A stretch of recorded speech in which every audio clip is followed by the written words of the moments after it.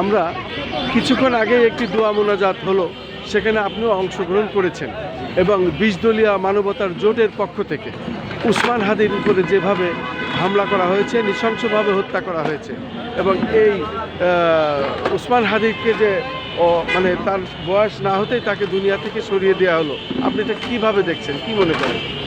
আসলে সত্যি কথা বলতে যেটা, উসমান হাদি বাংলাদেশের একটি রত্ন।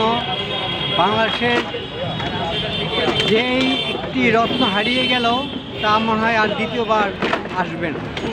উসমান হাদি এমনই একজন সৈনিক ছিলেন যে তার বুকের তাজা রক্ত দিয়ে জুলাই আন্দোলনকে আরও গতিবেগ করেছে। তাই এমনিভাবে টার্গেট করে যদি আমাদের দেশে মেধা তালিকাভুক্ত লোকগুলোকে হত্যা করা হয়, দেশ কীভাবে আগাবে?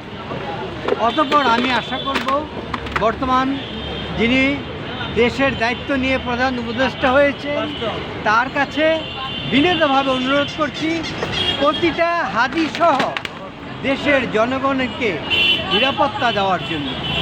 আজ শিশুদেরকে স্কুলে পাঠিয়ে, সন্তানকে কলেজে পাঠিয়ে, বোনকে ভার্সিটিতে পাঠিয়েও আমরা কী করতে পারি না, নিশ্চিন্তে থাকতে পারছি না। কারণ হত্যা, সংঘর্ষ এবং ধর্ষণ সহ এমন অকার্য সমাজ সৃষ্টি হয়ে গিয়েছে। আমি ব্যক্তিগতভাবে আলহাজ আব্দুল সালাম চৌধুরী, বাংলাদেশ ইসলামিক জনতা পার্টি দলের সিনিয়র ভাইস চেয়ারম্যান হিসাবে আমি সরকারের কাছে এই প্রজন্মের আলোক সন্তানদেরকে যেন খুবই নিরাপত্তা প্রদান করে সেই প্রত্যাশা রেখে আমি আমার বক্তব্য শেষ করছি। ধন্যবাদ। বাংলাদেশ জিন্দাবাদ। আপনার নাম পরিচয়টা বলছেন, নাম? আমার নাম আলহাজ আব্দুল সালাম চৌধুরী।